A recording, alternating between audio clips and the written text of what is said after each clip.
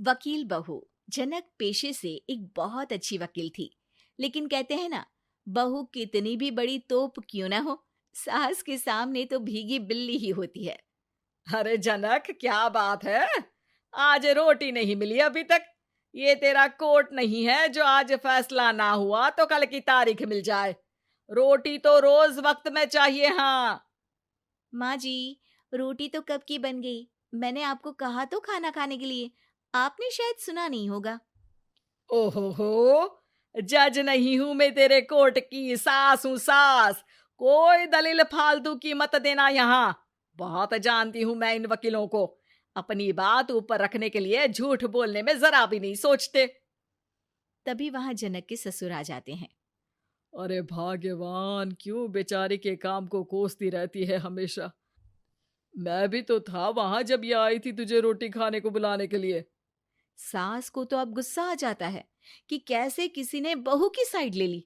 अरे वाह जी वाह, वो तो मैं जानती थी कि कोई ना कोई गवाह तो ये पेश कर ही देगी। पर मैं तो अब सीधा खाना खाकर सोने जाऊंगी। मुझे आदत नहीं है किसी से बहसा बहसी करने की। पता नहीं कैसे ये वकील इतना दिमाग लगाकर खुद तो झूठ बोलते ही हैं, साथ में झूठे गवाह भी ले आते हैं। जनक को सास के ताने सुनने की अब आदत सी पड़ जाती है। एक दिन जनक वकील की ड्रेस पर काला कोट पहनकर कोर्ट के लिए निकल ही रही होती है कि अरे कहाँ चली काला कौवा बनकर? टोक दिया ना। अब कोर्ट तो वकील वाले ड्रेस पहनकर ही जाऊंगी ना। वाह भाई वाह, दामिनी तो मैंने भी देखी है। सन्नी पाजी ने ऐसा ही कोट पहना था और कहा था कि तारीख पर तारीख, तारीख पर तारीख।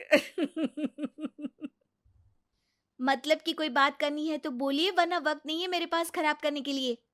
अरे पता नहीं तुझ में क्या देखा मेरे बेटे ने, सारा दिन वकीलों वाली बहस करती है, भोली भाली सास के साथ।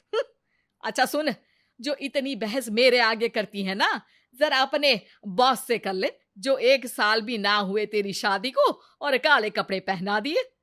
अंदर जा और लाल कोट पहन कर आ, पता तो चले कि नई नवेली शादी हुई है। अरे माँ जी, कोर्ट में मेरा बॉस क्या करेगा? ये तो पूरे देश की ड्रेस है वकीलों के लिए। लेकिन सास तो ठहरी सास। अच्छा, तो कोई जरूरत नहीं है 2-4 साल कोर्ट जाने की। शादी थोड़ी पुरानी हो जाए तब इजाजत दे दूंगी मैं तुझे काले कपड़े पहनने की। अब क्या था, मन मारकर जनक को लाल रंग का कोट पहनकर कोर्ट जाना पड़ता है। उसके जाने के बाद आहा, बढ़िया, ये पूरे देश की ड्रेस की बात करने वाली। अरे पहना दिया ना लाल कोट। अब सास आए दिन या तो जनक को उसके काम का ताना देती, या फिर उसका काम छुड़वा देने की धमकी। तंग आकर एक दिन जनक पति से कहती है, मैं सोच रही हूँ कि कोर्ट जाना बंद ही कर दूं। अरे क्यों यार, इतना अच्छा करियर है, क्यों छोड़ने की सोच रही हो? अरे लाल रंग का कोट पहनकर जाना पड़ता है। हर बात पर सास ताना देती है कि वकील तेज होते हैं, सवाल जवाब करते हैं, झूठी दलीलें देते हैं। अरे तो ठीक है ना, वो जो कहती है अपनी समझ से कहती है, लेकिन तुमको तो पता है ना कि सच्चाई क्या है। जनक को पति की बात से हौसला मिलता है कि तभी घर पर कुछ लोग आ जाते हैं। अरे आइए आइए पंच साहब, कैसे आना हुआ? अरे भाई साहब, सुना है कि आपकी बहू वकील है। तभी वहां सास आ जाती है। हाँ है तो, लेकिन क्या हुआ? फिर कहीं बहस कराई क्या? अरे हम तो खुद दुखी है उसके व्यवहार से। अरे भाभी जी, आपको तो पूरा मोहल्ला जानता है कि आप कितना बोलती है। फिर हम यहाँ बहू रानी की कोई शिकायत नहीं, बल्कि अपनी परेशानी लेकर आए हैं। ससुर जी खुश हो जाते हैं। हाँ हाँ, मैं भी बहू को बुलाता हूँ। जनक वहां आती है, सबको नमस्ते करके बैठ जाती है। बहू रानी, हमारे गांव में बड़ी मुसीबत आ गई है। अब तो पूरे गांव की जिम्मेदारी मानो तुम्हारे कंधों पर है। अरे ना ना, इससे तो घर की जिम्मेदारी पूरी नहीं होती, ये गांव की जिम्मेदारी क्या लेगी? भाभी जी, आप चुप हो जाओ। यहाँ पढ़े लिखे लोगों की बात हो रही है। आप जाओ, जरा रसोई से सबके लिए चाय लेकर आओ। मैं कॉफी लूंगी। हाँ हाँ, वकील साहिबा के लिए कॉफी। सास सर पैर सब पटक कर वहां से निकल जाती है। बहू, गांव में पानी नहीं आ रहा है, पड़ोसी राज्य ने हमारा पानी रोक रखा है। इसका मामला तो बड़े कोर्ट में चलेगा पंच जी, लेकिन ऐसा क्यों? वो राज्य हम लोगों से पानी के पैसे मांग रहा है। अब आधे गांव में पानी की सप्लाई खत्म हो गई है बहू रानी। अच्छा पंच साहब, बात गांव की है तो मैं जरूर केस लड़ूंगी। यहाँ एक बार फिर सास की एंट्री हो जाती है। अरे वाह जी वाह, ये काम करवा लो, आप हमारी बहू से बहुत अच्छा करती है। मैं हूं सीधी सादी सास।